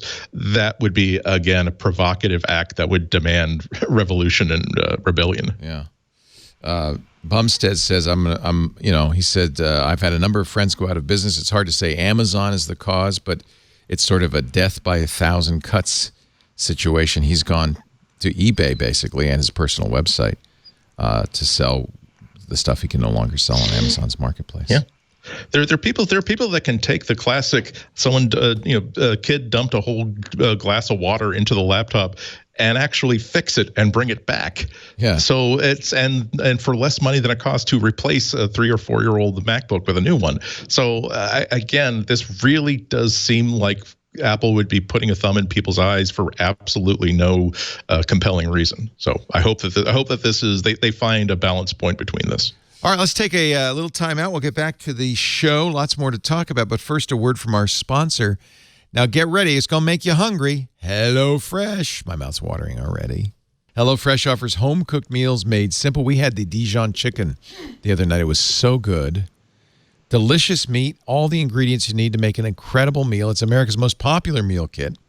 And right now you can get $80 off your first month. I'll tell you how in a second. I love the choices you have with HelloFresh. Delicious ingredients, just the right amount, delivered, packed in a very eco-friendly way and a very easy way to distribute. But they also have choices. You can have 3 meal plans to choose from: classic, veggie, or family. And then they also have some fun menu features like dinner to lunch, which gives you a dinner and leftovers for lunch, or 20-minute meals if people are in a hurry, or the gourmet meals. Those are really good. Actually, it's fun to work your way up to those. You're going to get great new techniques, great new ingredients, and delicious meals. The one-pot wonders are great for people who don't like to wash dishes. Man, now see, I'm really starting to get hungry. HelloFresh, make deliciousness a part of your week every week. And here's how you do it. Go to HelloFresh.com/MacBreak80 and you'll get $20 off your first 4 boxes, $80 off for your first month. Take back your kitchen. Take back cooking. There's nothing like it. And if you've been eating out or microwaving meals, set an example for the kids. They need to learn how to cook. We're going to have a HelloFresh session with Michael's friends next week. We're going to teach them a few key cooking skills, including making a bolognese sauce. HelloFresh.com/MacBreak80. Use the code MacBreak80 for $20 off your first 4 boxes, $80 for the first month. HelloFresh.com/MacBreak80. Thank you, HelloFresh, for your support of MacBreak Weekly and for making me hungry. Lunchtime soon. Very good news for you, Rene. Apple has started collecting map data in Canada. I know. So good. Oh, I'll finally know where I live. It doesn't say. Have you ever seen an Apple Maps van? Has anyone seen one of those? I have, and I've seen a Google Maps. I've seen a Google Maps. Whenever I see the Street View car, I moon it. So it's a good way to be discluded, Leo. Yeah, I guess they probably would blur that out, wouldn't they? Yeah. I was lucky enough one time I was standing outside in front of my house, not the one I live in now, but a different one, when a Google van drove by, and my partner and I were standing there. We just waved at. We stood there like this for about 6 months. Yeah. That image was what you saw. Oh man, nice. Did they blur? But they blur your face out, right? No, yeah, they blurred our face out. Yeah, but not your. Yeah. Night. So that's why not us waving. That's why when you moon them, make sure that your face is seen as well. That way, maybe they'll only blur half of it. Any identifying tattoos? As a matter of fact, yes. Yes. I'm ashamed. That Twit logo is not going to tattoo itself. You got that on air, yeah. Yeah. Oh, God. Fortunately, I can't see it, but others can. Let's see. iPhone 11 could let users send music to 2 Bluetooth devices at the same time. This is a rumor from 9 to 5 Mac. That would be cool. So if it's 2 AirPods or 2 Power Beats Pro, that's 4 people with 1 ear each. Just think about that. Oh, just think about that. Yeah.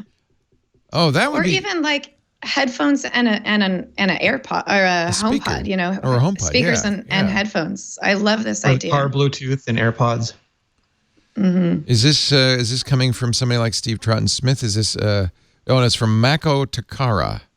Takara. So it's in Japanese. I assume Steve is already installing all betas, and that's why we haven't heard from him today. He's busy. Are there new betas today?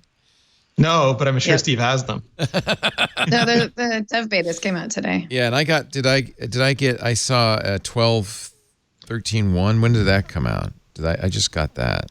12.3. This is the Apple Card one, right? 12, we're getting, but it's not that. Yeah. What is it? It's for Apple Card? Apple Card. Oh, Apple Cart. What's Apple Card? Oh. Apple Card. Oh, will I be able to use the Apple Card now? I think when this launches, on and around WWDC, you'll be able to request your titanium Apple Card. Add that to your checklist of things to their bingo card for Monday. Apple Pay. Just imagine what Bullseye could do with those titanium cards, Andy, and it doesn't go well for anyone. No, I still have the only metal Apple related card that matters. That's Woz's. I've got the Steve Wozniak business card. You can, in fact, Steve does cut steak with it on an airplane if you ever need to. It's one of the things Woz is famous for. That and his pad of $2 bills. Those dots look like dots, but they're actually basic from the original Apple. No. See, again, you got it's the classic cheese grater. When you got a design that works, you stick with it. But if you feed that in, that is basic. You got the whole language right there. I bet you can also use it as a lockpick. I'm just guessing. I'm just guessing. Let's see this. It's got 12.3.1. Apparently, also, I mean, we only got 12.3 a week ago, right? Also includes messages fix and VoLTE fixes, voice over LTE. So it fixes an issue that could prevent making or receiving calls over LTE. Also, an issue in messages that could cause messages from unknown senders to appear in your conversation list. Okay, even if you've turned on filter unknown senders. So just a mistake in the filter, I guess. And fixes an issue that could prevent report junk link from appearing in messages threads. Okay, so it's just a bug fix release. Didn't even go out in the beta channel, I think. Just, we're going to fix this. They're getting ready. The Ecg app is now on its way to Canada, so if you would like to have atrial fibrillation, Rene, you can. Now you can. Yeah, that was a weird thing because Health Canada kept telling people, they kept tweeting everybody who mentioned it that Apple hadn't submitted it yet, even though they know full well that submitting it to Health Canada is the end of a process, not the beginning of it. You have to get like everything in order with all the supporting everything and then give it to them. Okay. And then they put it up on their website saying that Apple had submitted it before Apple said anything. So there's even more questions. So I think Apple just went to the Canadian Newswire and said, here, just fine, whatever. That's the way to get it. There you go. It's on its way to Canada. What does on its way mean? Soon? Yeah, they have to get through the red tape, and then as soon as it possibly can go live. Yeah. That just probably means the next update that like when 12.4 goes live, we'll go live with it. I am hoping that on Monday, Apple will announce a bug fix for its Abacus emoji. This is so... it's great and it's fun, but man, is that nitpicky. Nitpicky. So if you really care, there's a long piece on The Verge by Chaim Gartner. A long piece. Well, because you know why? You have to explain why the 4.2 vertical horizontal arrangement is not right. If you're Michael Gartenberg's son, you have a lot to live up to. Yeah. I mean, he actually interviewed research is great. He actually interviewed a mathematics professor at Loyola and Abacus historian, Professor Eli Mayor, who could not recall an abacus with a 4-2 bead arrangement, except perhaps as a toy. It's fair because we were all over Google when they got their beer and their cheeseburger wrong. It's only fair but that really was wrong. Yeah, okay.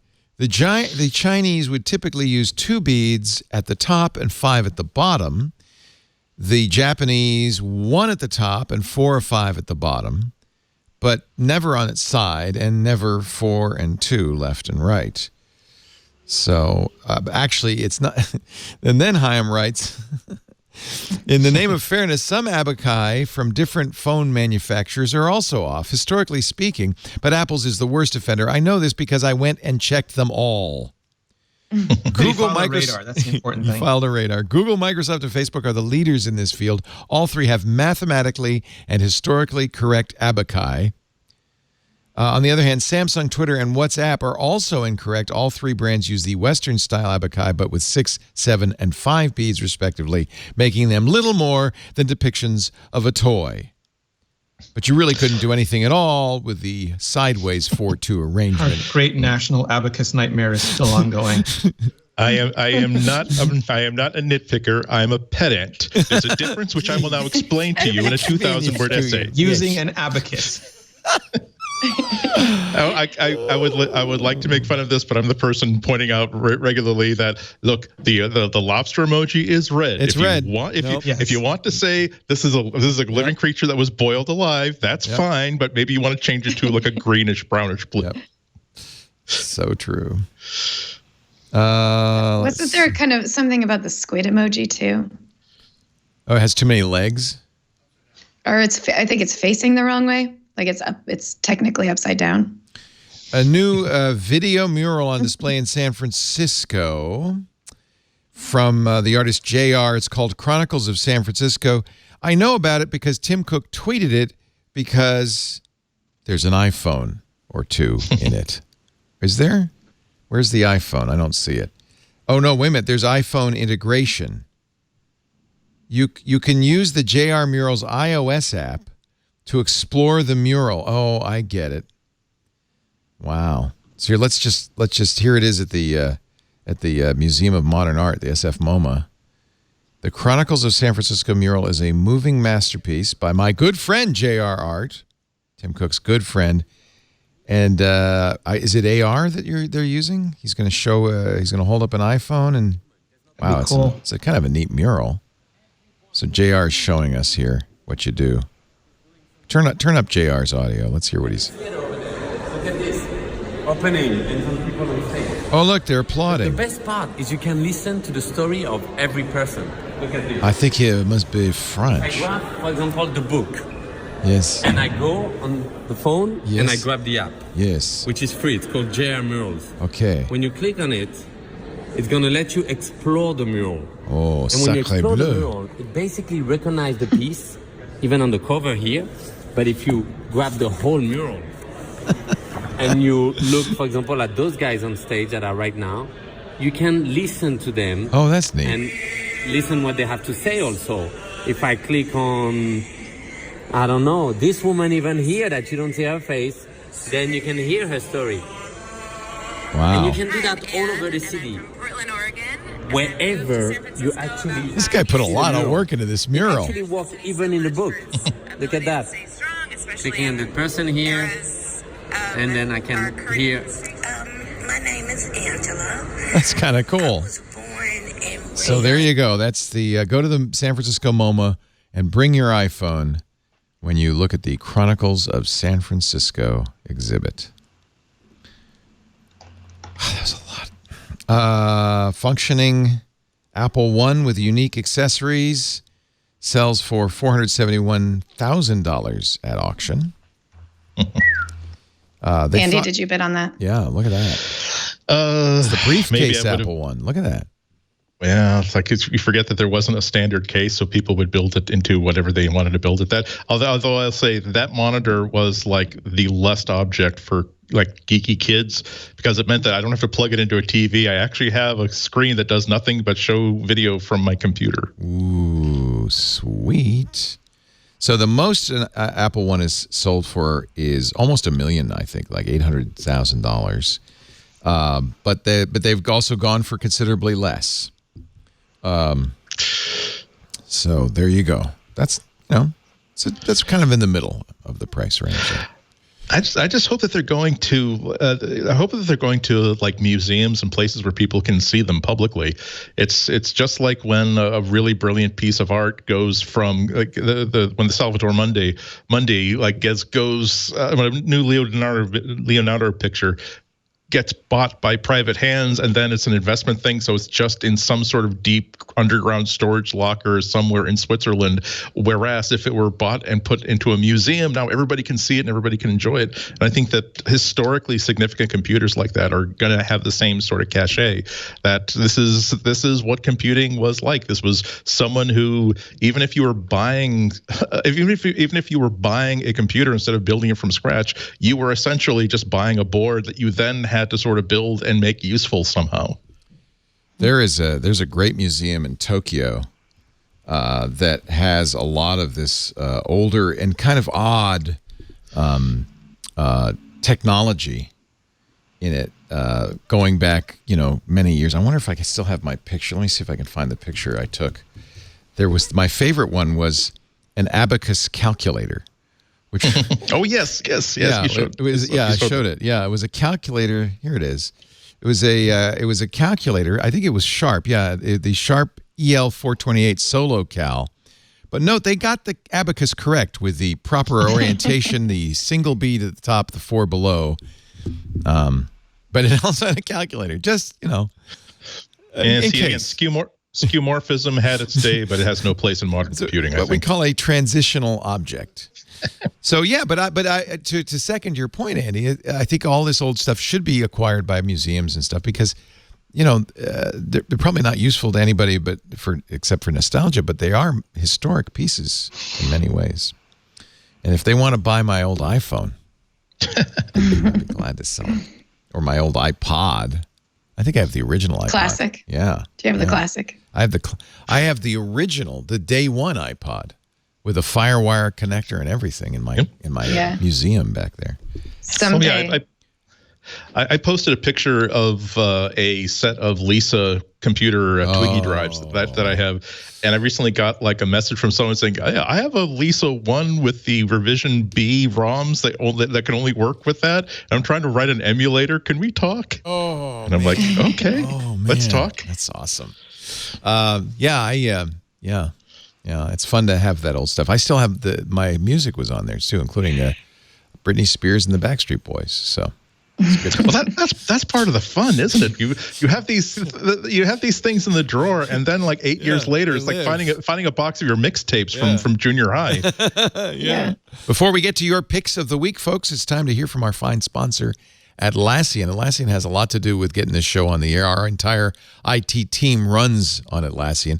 You know what? Atlassian, a collaboration software company that powers IT teams around the world, is famous for their software. Of course, everybody knows Jira, but what you may not know is Jira is not just for developers.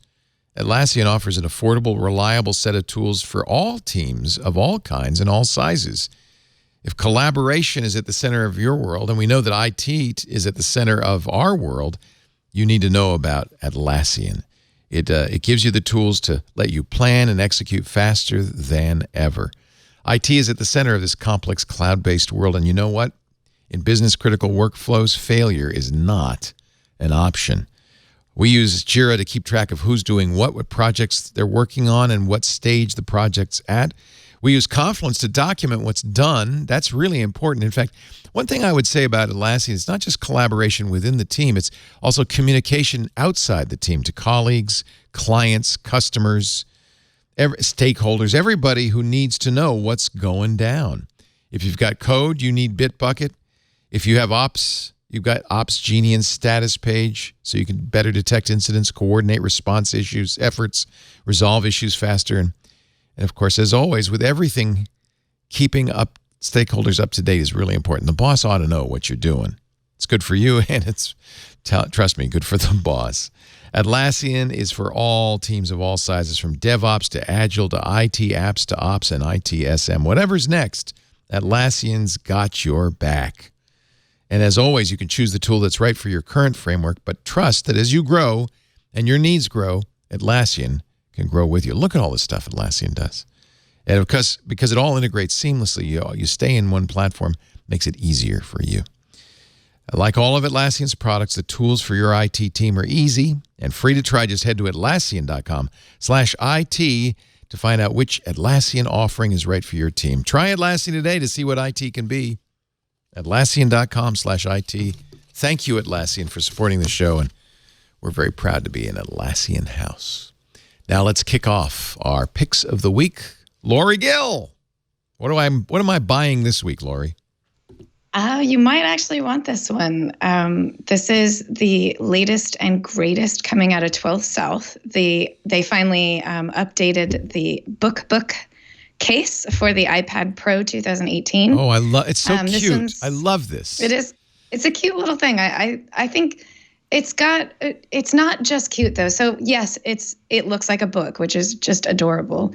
But it's leather bound, it's leather stitched, it's book stitched. It's not just the image, but they actually do like book stitching on the outside of it there. It feels like it's really a book. It really does. Yeah. Yeah. Yeah.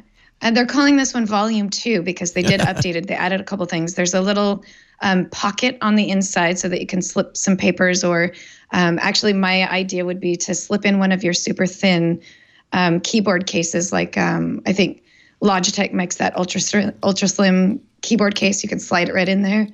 There's room on the top so that you can put your Apple Pencil right on top, so it'll be charging the whole time. And it does have camera support now, so they put a hole on the back, so you finally can use your iPad Pro with the camera on the backside, which I don't think any of the rest of them have the camera support. So yep, that's my pick this week. It's a beauty. I don't actually have it yet, but it's coming soon, so I'll be able to write a full review on it in a little bit. And Megan had the Volume 1, and it's really neat the way it looks. And it would fool anybody if you had it in your backpack. They'd say, I don't want that old book. What else can I steal? So there. Andy, pick of the week. Well, we were talking about old Macs, and kind of a running theme for the past couple of months have been the computers I've been buying at the MIT flea market. I am now 2 for 2 for buying a old laptop with the idea of using it as like a primary Linux machine. The month before, I bought a 2008 white MacBook that is going to be with a Intel Core Duo, so it should be really good for Ubuntu. So I've been looking at a whole bunch of different Linux distros, and I found one that is really quite interesting that I hadn't heard of. It's called Pop! OS. What makes it interesting is that it's Ubuntu, which is sort of like the macOS / Windows of Linux, meaning it's a real, absolutely desktop quality professional OS. But with Pop! OS, the people who are creating this version of Ubuntu have made lots of tweaks to it to make it really, really, really starter friendly. So the problem with Linux has historically been that you will install like Ubuntu and it works fine, but then to make it work the way that you want to, it's going to take you a couple months to add the right windowing manager. Then, I really miss having a dock, so I really want to have this dock here. No, I don't want the Windows style dock, I want the Mac style dock. What I'm really liking about Pop! OS is that it really works like a consumer level Mac friendly OS right out of the box. It really is the driving issue for it when they were designing it was that we want something for people who like are creating stuff as opposed to people who are just interested in Linux or people who don't want to spend money for a Windows license. And I'm really liking it a lot. There's sort of a sidecar recommendation to it. One of the nice things about Linux is that you can part of the culture is the tech culture is that you can boot off of a thumb drive. You can have a live CD, live USB thumb drive, so that you don't actually have to wipe your hard drive to try it out. You can just install the entire Linux boot system and file system on a USB stick and then simply boot off of that external device.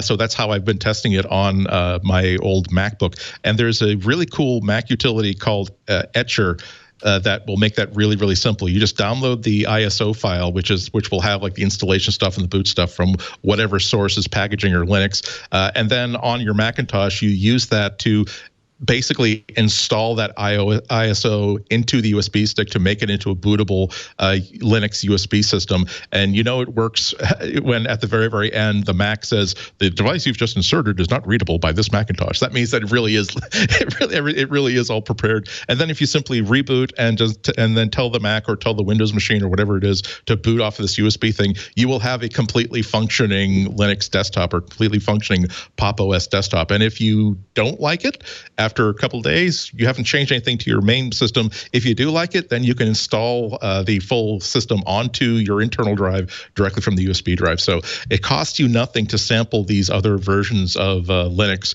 even if you have a perfectly good machine. Some of these will even let you dual boot stuff. So it's worth checking things out. And if you do have an old Mac somewhere in the closet that's not doing anything useful for you, maybe this is a way that you can sort of refresh it and revitalize it, particularly if, as with my 2008 MacBook, I can't upgrade it to anything above Lion, so I'm locked out of a lot of reasons why a Mac is so good in 2019. So historically, it's always been difficult to install Linux on top of MacBooks, but is Pop! OS now to the point where it works pretty much out of the box for most old Macs? I got it working, and it works fine. I've seen a lot of people saying they're using Pop! OS on Macs, and it kind of blows me away. This is my Linux of choice these days because it works with so many different hardware solutions. Yeah, and the other thing is that like I was starting off with a version of Ubuntu called Xubuntu, which is kind of like It's very, very low intensity. It doesn't require a lot of resources, so it's really good for old machines. But it has sort of the sticking point that kind of frustrates me, which is the app that you use to install apps from doesn't necessarily have all the good Linux apps. What I like about Pop! OS, like a couple of other Linuxes, is that it's not really dogmatic about entirely being comprised of free software. Right. So you can get the Google Chrome browser if you want to run Chrome directly from the quote app store unquote. You can get other software that is not completely open source. It does have some proprietary copyrighted stuff, but it's still free. But and a lot of the most polished stuff, like you can install Slack, you can install Skype directly from the stuff. When you're on other versions of Linux, sometimes you have to install from the command line, and then that's another whole kettle of fish because it'll say, oh well, this package requires the following other dependencies. So now I have to sudo install this, sudo install that, sudo install that, and then I can install Skype or whatever. So it's when I'm not looking to create an adventure for myself in Linux. I just want to be able to use this cool old hardware that I spent $10 for in the case of the old Mac, or $45 for in the case of the old Windows machine, and make it into a absolutely credible daily driver machine. Nice. And Pop! OS is a really good way to do that if that's your goal. Yeah, I mean the technical story is they add PPAs for a lot of non-free stuff, including you can get NVIDIA drivers, which isn't going to help you with a Mac. But you can. So there's a lot of non-free software, and the PPAs mean it's automatically updated and easily installed. Yeah. So that is a big deal. Pop! OS comes from a company called System 76 that makes Linux laptops and desktops, and I have a number of System 76 machines. I've always liked them a lot, and I think they've done the most amazing job taking Ubuntu, which is based on Debian, spinning Ubuntu to Pop! OS and making it, I think, the easiest Linux I've ever seen to install. I mean, it's trivially simple. Yeah, and again, it's just super, super attractive. I'm very, very happy with it. Good. And the only warning is that it is still Linux, so it's possible that depending on which laptop you're installing it on, you'll find that the trackpad doesn't work. For one of my machines, I did have to plug in the mouse, and after doing a Google search, found here are two simple command lines you do to tell the Synaptics driver here's where to find my touchpad. So it's not 100% click and go out of the box for everything. So as I often say, if you are not intimidated by the idea of doing an oil change on your car, you will have absolutely no problems with Linux. If you don't even want to check the oil in your car, you still might want to have a seeing eye nerd helping you get something installed. Yeah, I had for years recommended a version of Arch called Intergos. They've stopped doing it, unfortunately, but Pop! OS is easily the best solution. I haven't even heard of it, so I'm really grateful to someone on Instagram that recommended it. Good choice, very, very good choice. It's interesting. I'm seeing it spread almost virally, so that's really very exciting. It makes a hell of a first impression, and it sticks in your mind, and you really want to recommend it to people. Yeah, it's easy. Rene Ritchie, pick of the week. So mine is a little bit self-serving because my channel Vector got included in the initial release, but there's a new video watching app called Nebula, and I believe it's a partnership. I know Dave Wiskus is working on it, CPG Grey, Kurkazakt, and a bunch of mostly educational video producers. And it's an attempt to do something a little bit different than YouTube, where maybe you watch one video on the science of the Mariana Trench, and then you get Megalodon videos in your recommended list for like a year afterwards. Yuck. So what this does is I couldn't find a way to get to all the videos, so I put a bunch of different links in the show notes. But there's all of Kurgazak stuff, there's all of CGP Grey stuff, there's all of Legal Ego stuff. I think Captain Midnight. A whole ton. Wendover, half as interesting. So some of the most popular educational is music, education about film, education about all these things have videos in there, and they're also producing original series because everybody is producing original series now, and that's the thing that's really cool. They're putting together projects that really may not make sense given the way that YouTube or another one of those services work, but when you do services like this, you can afford to experiment a little bit. There's a free trial if anyone just wants to take a look at it, test it out, try it out, and then if you really love it, it's $5 a month, and you can watch all of this sort of really smart, really sassy educational content. Hey, congratulations for being included. That's awesome. Oh, thank you. I don't know how I snuck in there because I'm kind of techie, but I try to educate, so maybe, I don't know. Oh, that's good. You know what? This is always the challenge when starting something like this, is getting a lot of really cool, good content. And so that's what they clearly know you're great. WatchNebula.com. Interesting. Yeah. Rene, can I also ask now that do you now have your official? I now have my 100,000 YouTube subscriber plaque, and now I've got my 100,000 subscriber lighting, because your lighting is awesome this week. Oh, you got the button. Nice, very nice. That's the 100,000 button. Yes, sir. Very nice. I don't have a 50 million bro fist like PewDiePie, but I'm getting there. Yeah, they have some higher levels, higher awards. That's really cool. I'm looking at all the people on here. They've got a great bunch of people. That's cool. And I love that it's really like it's STEM, and it is sciences, it is geography, it is all the subjects that you should learn in school, but it's way more interesting when people make super cool animated videos about it. And they give you some of that subscription fee, I presume. Yeah, I mean, I don't think I'm going to generate most of the views by any stretch of the imagination. Yeah. But I assume like some of the really popular ones are going to do pretty well. Yeah. So did they do it like Apple does? They base it on views? Honestly, like Dave just pinged me and said, "Can we do this?" And I was so excited that I haven't really talked to him about too much more. Because like compared to them, they don't have like millions of subscribers, so that really wasn't my concern. But I'm sure, I'm sure the details are all in there. Here's the opportunity, my friend, to make it to the big time. So it's like when you are the big person, you worry about that. When you're the little person, you just try to hold on as long as you can. Everywhere. I just want to be everywhere. That's all. I don't care.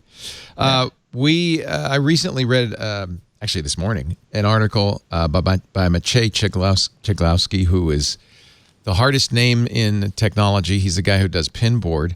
But what I didn't know about Maciej is he has been going around as a volunteer with other security experts trying to teach congressional campaigns how to not get phished and hacked. He's been doing security training, started in 2017, and he has a lot of notes in here about how hard this is to take normal people and teach them. He says, I don't even bother to try to set up a password manager. This like I get an hour. So he says it's key to come up with simple recommendations that they can remember. And he says, so the main thing I tell them is get the blue key, the YubiKey for two-factor authentication. And I thought that was really good advice because there's only one blue YubiKey, so it's easy to remember. It's cheap. It starts at $20, and if you get more than one, it's even cheaper than that. And it will add hardware second-factor authentication to almost every site, certainly Google. I don't know if Apple uses it for iCloud, but Facebook does, Twitter does, a lot of places do. And then I noticed there is going to be a new YubiKey with, look at this, dual ports, a Lightning port and a Type-C port. So I will absolutely, when that's not out yet, but when they come out with that, you can sign up for updates. The YubiKey for Lightning will be great. YubiKey does support RFID, and so now that the iPhones allow RFID, that will also be a good choice. You can see I think it's using not RFID, NFC. It's using NFC with the blue key, so that probably is adequate for iOS as well. A great article which I recommend on Maciej's blog, which is idlewords.com. How to secure a congressional campaign, and a really good, look at these are all the blue YubiKeys he brings to the events. He says also write your name on it because they all look the same. He also says in many congressional campaigns they have multiple people using the same Twitter account, so he recommends putting the YubiKey on a hula hoop and hanging it on a hook. That way it won't get stolen or lost. See, it's valuable. It's valuable. Thank you, ladies and gentlemen, for stopping by today. This is the end of MacBreak Weekly for this week, but not for long, because again we'll be back on Monday with WWDC coverage, and then the following Tuesday, the next day, to get this panel's opinion on what it all was. Rene Ritchie will be there at WWDC, which means you probably won't be on the show, I'm guessing. No, sadly, okay. They keep us real busy now. Good, they should. Same for you, Lory. Oh, you're muted. Lory's talking. She's looking great, but we can't hear a word she's saying. Unmute. There you go. All right. Sorry. I try to keep quiet so that if I'm coughing when someone else is talking, they can't hear me. And I just forgot to put it back on that time. So no problem. I was saying I don't know yet because they're not going to keep me as busy as they're keeping Rene. So I have to find out for sure what's going on. I might be able to show up and say hello after the event's over. We'd love to get your thoughts, on Tuesday. That would be great. Andy, you'll be here. I will be here manning the Eastern Control Post. All right. And what library should we thank for today's show? Apparently, Andy is doing the show from the public library. Yes, one of the many resources available to you at your local public. Not only that, but they have I guess they're thinning out their DVD and CD collection. So while I was setting up, I got about 10 CDs for a quarter each, and for one, including a Blu-ray of the latest James Bond movie for $1. So check out your local library. This is I can't, and you know what? This is a great place to do a podcast from. I'm going to tell people this from now on. The bandwidth was perfect. This couldn't have been better. Yep. Again, I might. It's certainly a lot better than trying to keep my office tidy. Yeah, that's all. Just go in there every week. Well, and if they want to plug or whatever, we'll be glad to thank them. There you go. Yeah. Andy Vote for the property tax override. It's worth it. You'll find him also once a week at WGBH Boston. What day are you this week? Looks like Thursday. It might be Friday. I don't know yet. But go to my Twitter feed at Anatko, IHNATKO, and I usually announce it like a day or the morning of. Easiest thing to do. Follow him on Twitter. Yes. Thanks, Andrew. Thanks to Lory Gill. She's managing editor at iMore. Appaholic on the Twitter. APPAHOLIK. Thank you. You got Lory. And thank you, Rene Ritchie. Go Raptors. Not iMore. iMore.com. And, of course, imore.com/vector for that fabulous podcast. We do MacBreak Weekly every Tuesday around about 11 a.m. Pacific, 2 p.m. Eastern Time. That'll be 1700 UTC. If you want to watch or listen live, you can ask your Amazon Echo. You say, listen to Twit Live. You can ask your Google Assistant. I think maybe even Siri these days. I don't know. But you can also go to twit.tv/live and find a stream you like, audio or video. If you're doing that, chat with us. It's not tweeting, it's chatting at irc.twit.tv. On-demand versions of the show, audio and video, are available at the website twit.tv/mbw, or subscribe. That way you'll get a copy automatically the minute it's available. Thanks for being here, everybody. Now back to work, because break time is over.